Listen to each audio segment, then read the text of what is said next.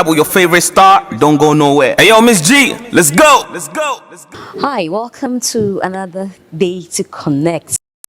And today we're connecting with a Beninois born freelance model. She basically grew up in Gabon, stayed moved to Ghana when she was 17. She's in her 30s now, and so she's going to be telling us about the experience of being born in Benin. But she has a peculiar story because apart from being a freelance model, she's going to be telling us about her life story. She has a YouTube channel that she uses to speak to young women. She says she wants to impact them because of a story that she had. She worked with EcoBank for 12 years before she resigned. She owns a salon. She's into a lot of stuff when it comes to fashion and beauty. So we get to settle for a conversation here at Starbite Airport with Ariel. How are you doing? Hi, I'm doing well, thank you. Okay, so you have a peculiar story. I know you've told me a bit of it, but I know a lot of people want to know. So I'll give you the permission to introduce yourself. I know I've said a lot of things about you, but you reintroduce yourself to the people. Okay, my name is Ariel Shodaton, and then I'm French from Benin. I grew up in Gabon, and when I came straight to Ghana, first of all to learn English, and then when I completed, I decided to pursue my studies here and also find a job. And luckily for me, I believe due to my humility, I was able to get a job with EcoBank. I've worked with them for 12 years. And then afterwards, I decided that it was time to start doing my own thing, which is modeling, fashion, and also want to give a boost up to women who are depressed or having issues or being in toxic marriages and all that, because I have been a victim before. So I just want to help them to move out of that environment and try to build themselves and make sure that they are happy. They don't need anybody to make themselves happy. All right, so we'll take it one after the other. I am interested in when you moving from Benin to Gabon. Was it that your parents relocated? How did you get there? Okay. Unfortunately, my parents, when I was born, my parents divorced. And so my dad got a job in Gabon and my mom stayed in Benin. And at the age of 8, my dad wanted me to be by his side. So I have to go and be with my dad, which was a very great experience. Being like a little girl with a grown man in a big house, but he was a good dad, a good nanny. He used to take care of me well. Oh, many will say when you're young, you want to be by your mother, but you were saying you're with your dad, and it's almost like making mommy jealous. Like she wasn't. She still is jealous. Yeah, but I think the bond with my dad has been so great and strong. Even with my mom though, but I think the bond is more with my dad than my mom. Being raised by a man, did it change anything? Because normally they say women have to raise women because they know our issues, puberty, when you're a teenager, the changes that you face and all of that. But you were with a man raising you. Was it not challenging? Very, very challenging because my dad, first of all, he spent 10 years in Russia. So for him to brought me up as a man and I should say a military mindset, like it was crazy. It was hard for him to like bring me because it wasn't too much of the motherly side kind of. It was very hard.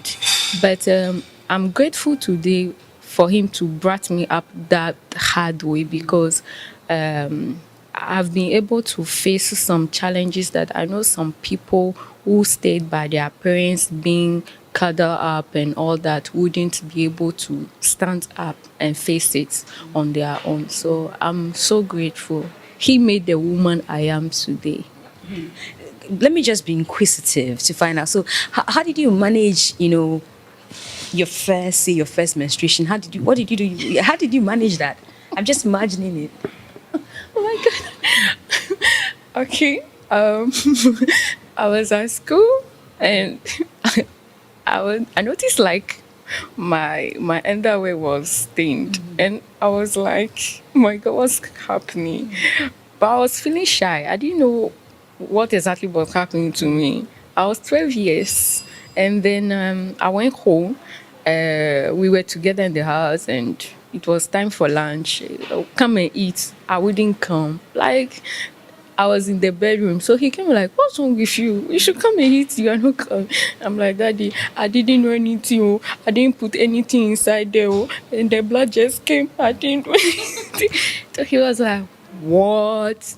Oh my God, I have a woman in my house. I was like, what are you saying?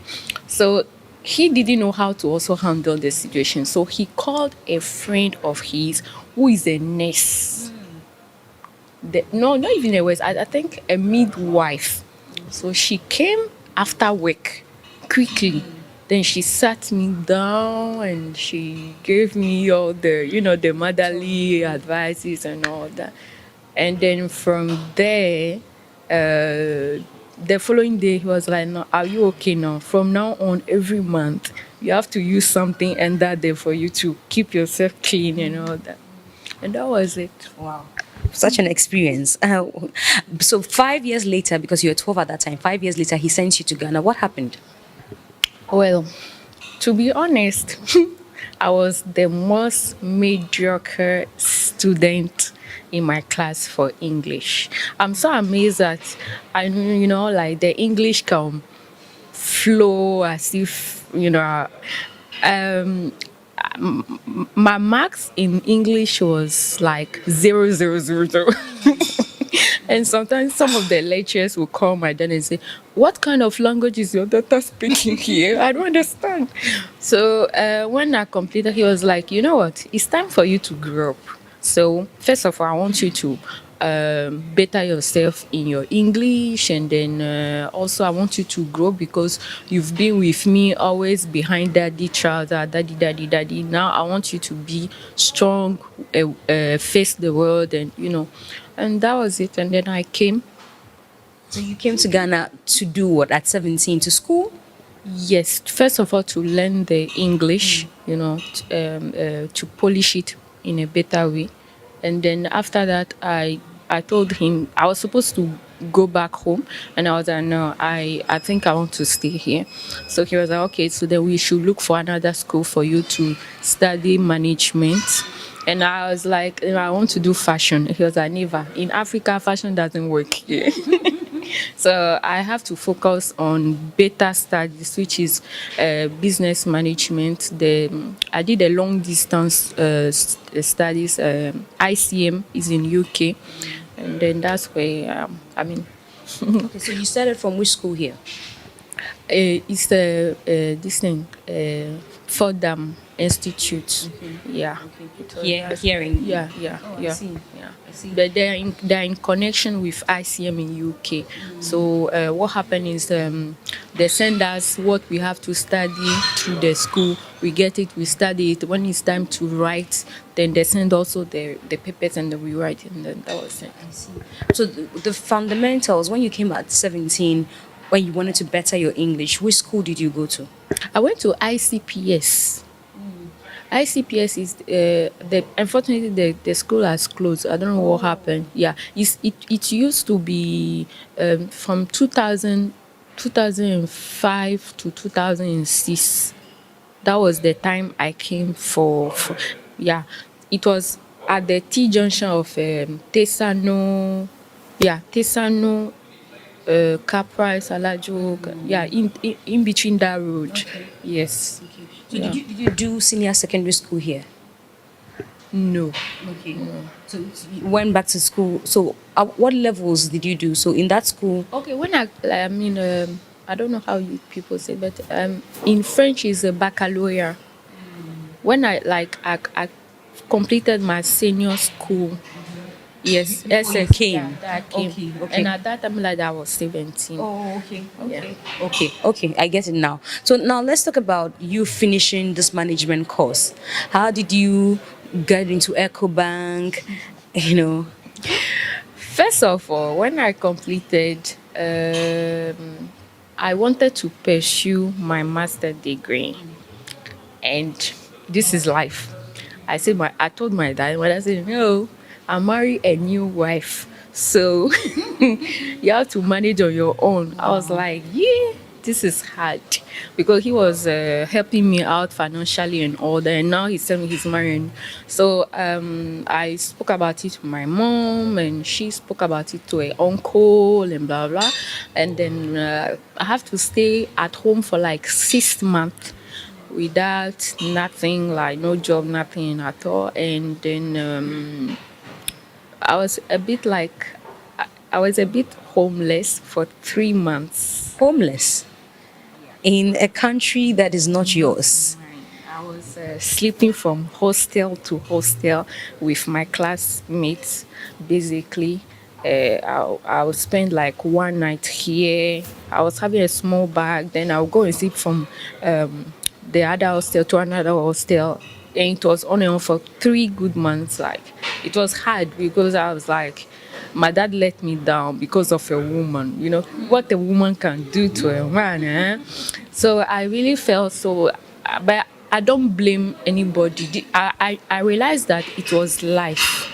I have to walk sometime from Seko to New Achimota. Wow. Sometimes I have to walk back from New Achimota to Alajo Kapas, because that's the center of the French people, you know. And a lot of hostels were around, you know. That was it for 3 months.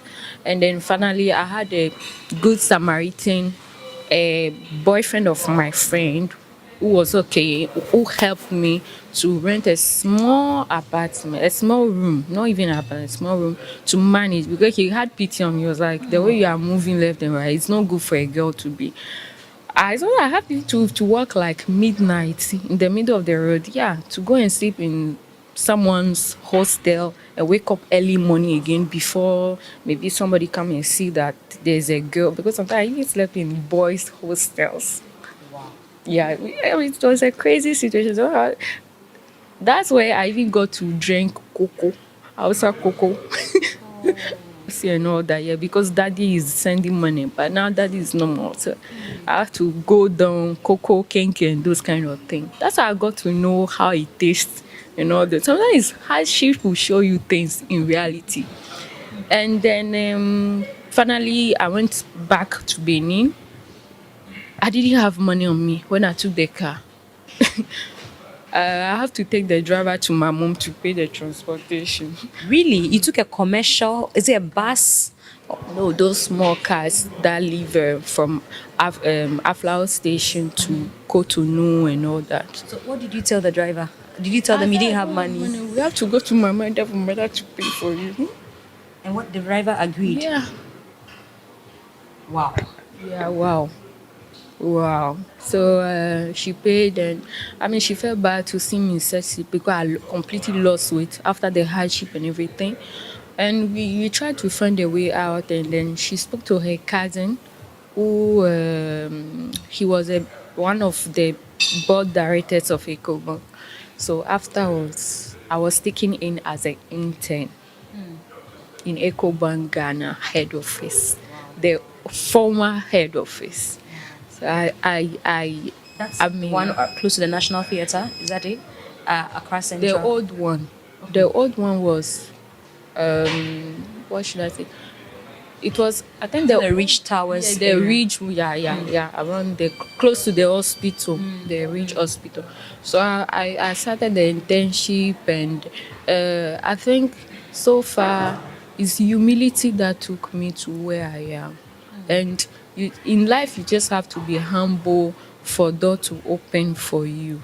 And then after that, I spent like a year of internship, because they saw that I was really giving myself in and all that. And then the HR, like, they like the way I was putting all my in and all my effort and all that, so they decided to keep me.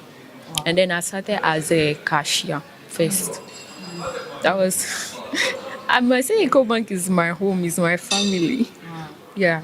So how did you end up? You said that as a cashier before you exited, 12 years after, before you I exited. was the my last job was as a digital supervisor at the contact center of I should say first of all e-process. E-process is the technical department of the bank that handles some of the ATM cards and all those things. So after that, we have been transferred back to EcoBank Ghana. I was part of it. But after a while, I was just like, I'm tired of the trip, like going front back. I was like, no, it's okay. So you just made up your mind one day that you wanted to exit. For sometimes when you have something inside you that keeps on pulling you or calling you out, and you are just being drawn so much to that side, even though you are at that place, but you are like, no, something is just pushing you out. So basically, that feeling started around 2018. And sometimes I was going so much frustration that I'll call my cousin and be like, I'm tired of everything. I want to quit. And she was like, are you normal? You can't just quit like that. If you quit, I don't have money to take care of you. Like, it was just too much for me. It was just too much for me. So it was a good thing that in 2020 there was a time where they wanted to lay off a group of people and give them something to, and then I was like, good, God has done it for me. I think it's time for me. And then that was So it. you asked them to lay you off. Yeah. I asked them because I was like, it's time for me to be myself, that true person I want to be, not sitting behind a desk. If your place is not at a particular place, like just move out of it. It's like holding a butterfly in a bottle and you close it. At the time it will suffocate, and I was kind of suffocating. I wasn't anymore myself. I was just every morning walking like a zombie, going sit down, and it doesn't make you alive. I wasn't feeling any more alive, like, so I decided to leave. And now I'm alive. Now you're alive. People will be interested in what you're doing, what is keeping you alive. Why would you resign a banking job, I'm sure which was paying quite well, to do something else that will make you feel that you're alive? So what is this thing that you're doing? Okay. You see, the reality on the ground is, let's say the poor. The poor doesn't need to go and eat pizza, burger, no. Gary, you finish your gari, you drink it well, you sit on the floor and sleep. You don't have problem. That's the reality on the ground. So I remember people used to say, are you mad? How can you leave such a big place? Like, they'll take care of you, they'll give you money. I say, it's not all about money. I prefer to sit somewhere, I'm doing crochet, or I'm braiding somebody hair, or I'm fixing somebody nail. Even if that person give me even 50 CD, it doesn't matter. As far as I am happy to do what I'm doing, and nobody is coming to scold me or send me queries or even disrespect me, I am so good. Because sometimes you have to think about your health. Sometimes I will go home and my heart will be beating like, I don't know, like as if I'm going to collapse. Because the tension, the reality on the ground is people shouldn't envy people who are working at the bank. Being a banker is being the slave of wealth. Being a banker, I believe being a banker, it has so many bad sides. Some people have lost their wives, some people have lost their entire family, some people have lost their friends. Oh, my job was in a point where I was not able to socialize with anybody. Sunday, where are you? I'm at work. Saturday, where are you? I'm at work. So what time can you have to leave that space of banking, come out and make friends or get to know somebody and all that? Now, no. So, you have to be happy. You can't always chase money, money, money, money, money. What about you yourself? Your health, your people, the people you love, and all that. How? You know? So I study all those things and I weigh them as I look. I choose myself. I can't choose money on that point. I can't. And then I decided to pursue my dream, which is modeling and a bit of this and that. So how's it going with the modeling? The modeling right now because I don't know the market. I don't know how the show business or fashion is going on and all that. It's a bit of this, a bit of here and there, but it's not really working the way. But I know with time, it's going to grow. I have so far worked with few photographers. I have also done some 2 photo shoots, one for a fashion designer, but she's a Gabonese fashion designer, but she's based here in Ghana. Her name is Dimi Creation, Dimmire Creation. Yeah, she does very nice stuff though. And then the latest one I did was for Oni Ghana. It's for women in that way.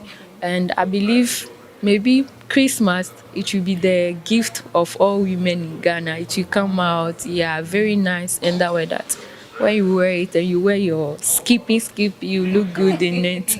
Yeah, so the pictures haven't come out yet, but I believe it's very soon to come out and then. I'm sure you have some behind the scenes shots and all of that. Few ones, just few ones. People would love to see, so we'll definitely splash it on this interview. But Okay. also, let's talk about. I see your YouTube channel that you're running. You tell us that you have an experience from marriage. At what point did you get married? Okay. I believe all women have a naive side. You know, we all have that innocent side. And then when I was 24, I was like, I'm working, what is left? Finding a suitable man with who you can build your home with, be with, and have children with, basically most women have that thing, having a home, a family and all that, all women basically. And then I also thought like life is a fairy tale. I wouldn't think what happened to my parents will happen to me. So 25, I met somebody. 24, I met him. We dated for basically almost a year. We got married and it didn't work out. And this is something I want to bring out.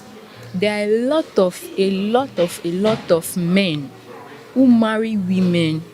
They abandon them here and they go abroad and they never come back. I was one of them. He actually told me on the phone that I can even spend 7 years in the US. You will never see me again. I was like, so why did I marry? Why? If that marriage is not going to lead us into building a home and all, because me I advise every woman, never leave your husband no matter what. He goes to China, follow him to China. A relationship cannot be, I'm in the kitchen, you are in the living room. It cannot work like that. Both of you have to be together. So you before you marry, I think the best is really wanting to be sure of what both partners want. That's the reality. So you met him here in Ghana. Is he Ghanaian? Yeah. He's a Ghanaian. He's a Ghan. Why you saying huh? He's a Ghan.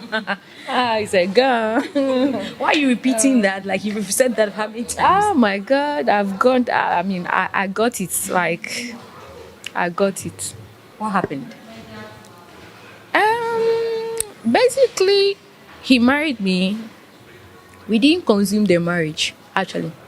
The day of the wedding, when we went into the bedroom or whatever, we slept like 2 best friends. He slept like this, I also slept like that. And the following day was as if we were 2 roommates. There was nothing, and I was surprised. And then Friday, he comes to tell me I'm going to the US on Saturday. I'm like, you are waiting for like 5 or 6 hours to come and tell you that you are taking a flight the following. Like, who does that? There was so much, and he was like, yeah, I need to make sure that you are okay, so I want you to go and stay in my family house. My parents were like, no, no, no, no. But my mom was like, see, it's your husband. Just listen to whatever he say to avoid problem. You people just got married and all that.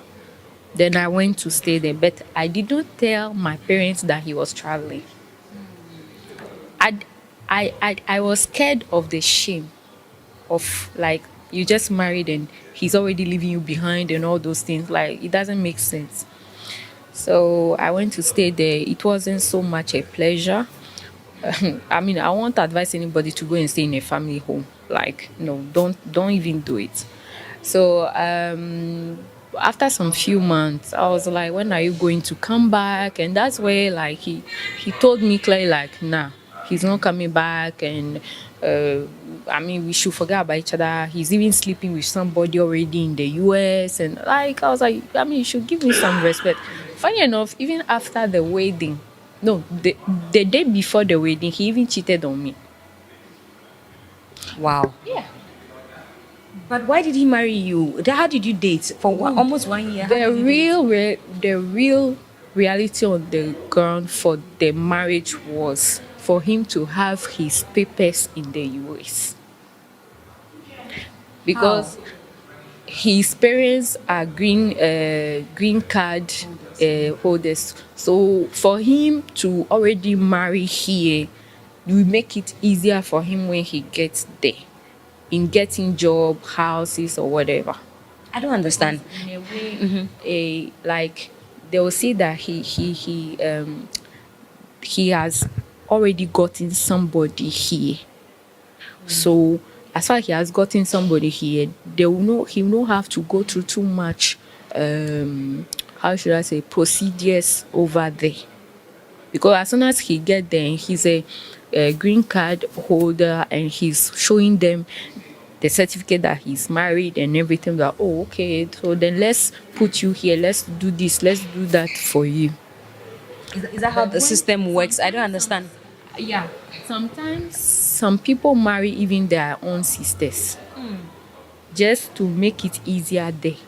But are you also a holder of the? No, no, no, I didn't. I think afterwards, my uncle was telling me that I should have relaxed for 1 or 2 years for me to get also the papers for me. I say, no, as far as I am not happy, I cannot do like sacrifice my happiness for somebody to maltreat me just because of papers. I will not do that.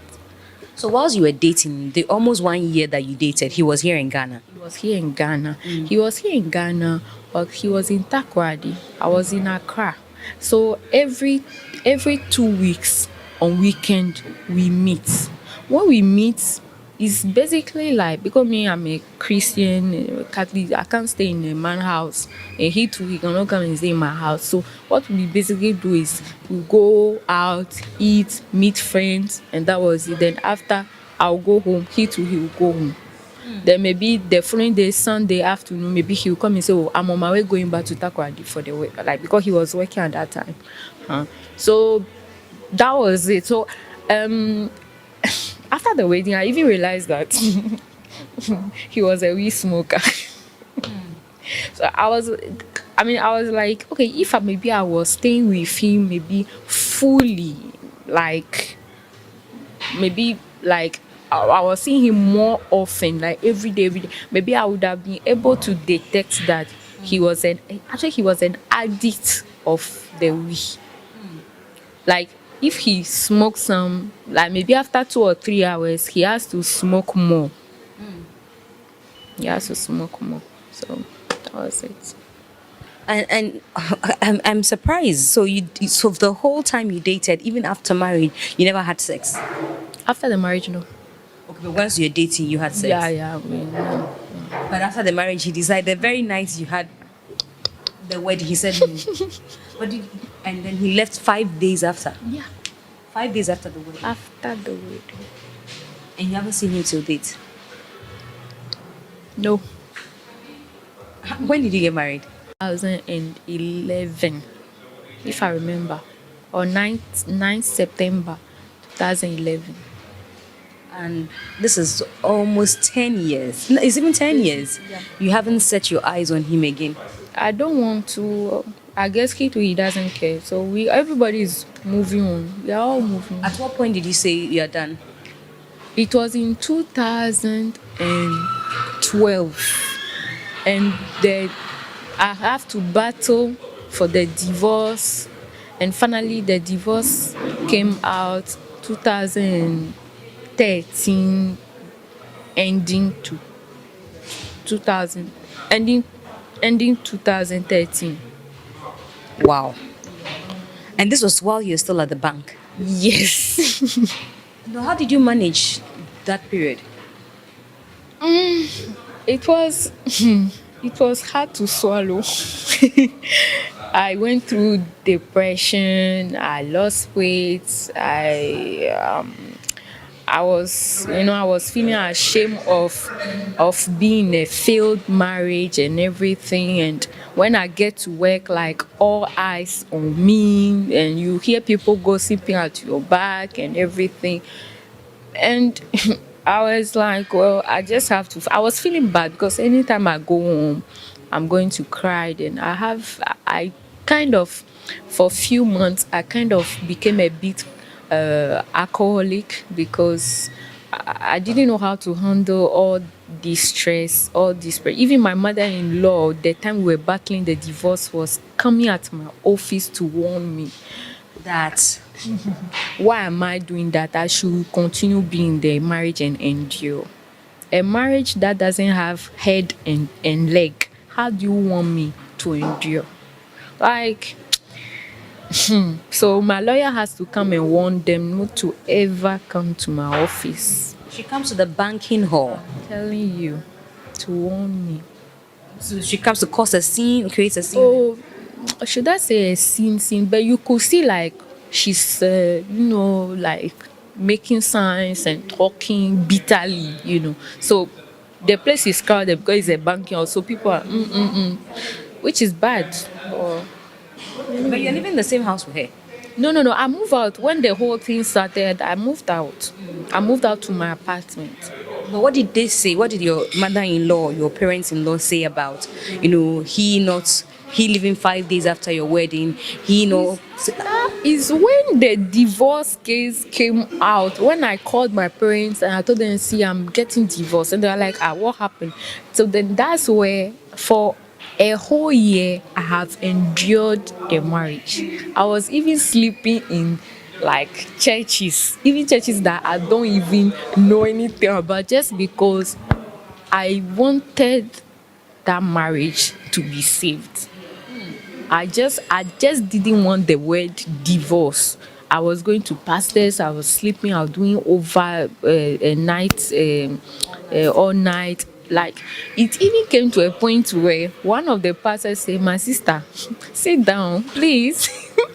Your husband, it is not a bad spirit that is worrying him. This is physical, it is he himself. He doesn't want it. Wow. So I was like, what? But it took me a long time. You see, a woman who is devoted to save her marriage, no matter how the storm is, she'll keep on pushing and pushing. Even if you tell her, no, he's cheat. Like, I was that kind of woman. If you tell me to lie down on the floor because I want to save my, I will do it. Just because I just wanted it. I just didn't want it to break. But one day, something just happened. I wake up in the morning. It was a Easter Monday. I wake up in the morning and then I opened my door and I saw our wedding picture. I even posted our wedding pictures all over in the house, in my apartment. So I saw it and I was like, something deep in me said, this man is not your husband. Though. He has come to destroy you. That's all. It's better you quit now. Then 2 days after that, my sister-in-law travels without telling me. Meanwhile, I went to visit them. She knew she was traveling 2 days after. She didn't tell me. She was going to see my husband there. So why don't you tell me that I can write a note or a letter or So something? he wasn't calling you, he wasn't in touch. It wasn't really that. If I call, he will not pick. Then later on, maybe after 1 week, he will call and tell me, why are you looking for me? Wow. Why are you looking for me? I'm like, what am I looking for? I'm your wife. It's my duty to make sure you are fine. So I'm trying my best to call you and know how you are doing. And don't call me, don't call me, don't call me. I'm busy. Then he'll cut the line. Yes. And what did the family say about all this? Actually, for what I realized, the family was in full support with him because that's what I was coming to. The sister-in-law, I went to visit you people, let's say on Sunday. You know you were traveling on Tuesday. Sunday, I spent the whole day with you people. And then Wednesday, no, it was Friday. Friday, I call my husband. And he's like, first of all, he's like, why are you calling me? You are calling me again for money. I was like, since when did I even ask you for money? The last time I asked you for money, you say I am working. Am I not working? So you will not send me money. So why are you telling me that I'm calling you to ask you for money? So then I kept quiet. I didn't say anything. Then he's like, Cynthia is even here. I was like, Cynthia is here with you. And she didn't tell me that she was traveling. She was coming to the US to see you. It's like, she forgot. And me too, I forgot. I was like, wow. So I didn't say anything. Then the following day, Saturday morning, their mother called. Oh, Ariel, we are sorry. We forgot to tell you the day you came that Cynthia was traveling. I was like, really? I spent the whole day with you. You had Monday and Tuesday morning to tell me that you are traveling. So I could package something for my husband. You are telling me you forgot.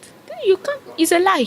You have not forgot. You just didn't want to tell me. So that's why I realized that family does not respect me and does not love me.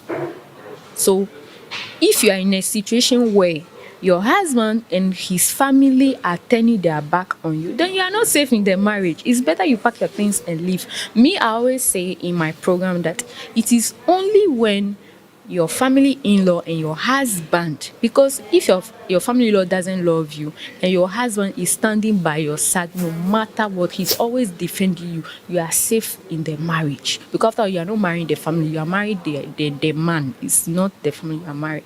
So but if the family in-law, the husband too, and your husband too is even giving you to the wolves to chew you alive, then you are not safe. It's better you pack your things and go. Me, I always say you will not divorce because your husband cheated on you. Me, my auntie used to say, see, if you are sitting in your husband's home, you are the queen mother. The other ones, they are just playing around to that, to entertain him outside. At the end of the day, in the evening, he comes back to you at home. So if he's cheating on you and all that, forget that. But if he's not giving you to his family to disrespect you, then you are not safe. They will kill you. And that's why I divorce. Because then I'm not safe. Because they are even making a fool out of me. I am not Ghanaian. I'm a foreigner. So if these people are already treating me that way, how far can they go? Do you think that it contributed to the divorce? The fact that you're not Ghanaian, you're from... I think basically they didn't like me. But maybe I was a way out for their son to process faster his green card, this thing, papers. Now you're out. It's been since you left the next year, so it's been 8 years or more. I think 9 years since you left. What's the way forward for you? Are you going to remarry? Yes, I believe it took me time to learn to know myself and know exactly what I want. It can take you years to realize certain things in life, and that's what happened to me. But now I believe like I am more matured and able to to sight if the person who is coming to my life is on the same level as me or not. So it doesn't mean anybody that walks into your life you should just jump and then at the end it's another mistake and all that. No. So right now I'm really trying to build myself first, and then hopefully yeah, I'm ready to find a new love and build the family I want. So you haven't had any relationship afterwards all these years? I did a few once, but no, it wasn't what I wanted. Yeah, so I just have to quit and be on my own. Will you still marry a Ghanaian?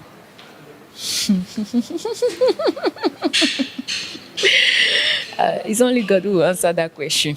You know, like you said you mature, you know what you want and all of that. Will you still settle for one? My response is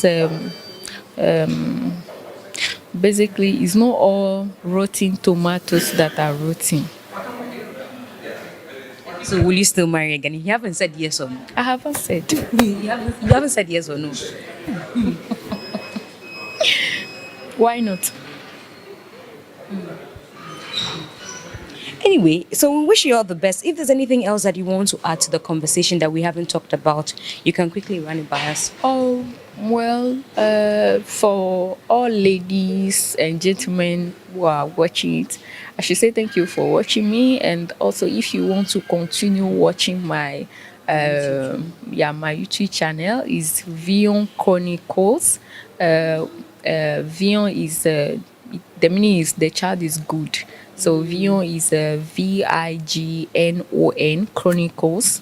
So if you type it on YouTube, you will see it. So on Wednesday, basically, I talk about everything about marriage, relationship, how to even train your children and all that, how divorce can affect children and all that. So basically, it's a bit of that. And also, my vision is wanting to see our African modern women to go back to the traditional women they were, because we tend to lack a little bit of that traditional attitude. And yeah, What's the traditional attitude? the traditional attitude today now, women in general are like, if you can buy a car, me too, I can buy two, like challenging. But the true nature of a man, he doesn't want a woman who is challenging. I'm not saying being submissive, no, but be wise, have some grace in whatever you do. Maybe there's a way to let him know that yeah, you can buy also two cars, but not like if you can, you can put it like, okay, I'll see how best I can come to your level and maybe pass you by a little. You make it like a joke. Basically, I'm talking about the way women of today they communicate with men is so bad. It's so bad. And I think that's the reason why there are a lot of women who are single today, because they think like, I'm good by myself, I'm sufficient by myself. If you're looking for a man, you don't talk that way. Don't talk that way. So it's basically a bit of this that I put in my channel. So kindly follow me. Wish you all the best, and thank you so much for speaking to us. I'm sure your story will go a long way to inspire somebody and also to motivate somebody who might have been through the same phase or going through a similar challenge. Thank you very much, Ariel. Thank you so much. I appreciate. Okay, so that's our conversation with freelance model. You can book her. I didn't even allow you to leave your Instagram account or your number so that people want to. Okay, my Instagram handle is Ary dot Negra. So Ary Black. I'm black. Yeah. Proud to be black. Is there a number if they want to call you for booking? They can DM me. Okay. Yeah. All right, so that's our conversation with Ary, the Beninois born Gabonese trained Ghanaian. She's three of them. She can't take all of these countries have impacted her in a way or the other. She's a freelance model. You can book her and DM her and maybe follow her, and also go to subscribe to her YouTube channel. My name is Miss G. Thanks for connecting with us. Follow the channel too, and we will connect again with another favorite of yours another time. Bye.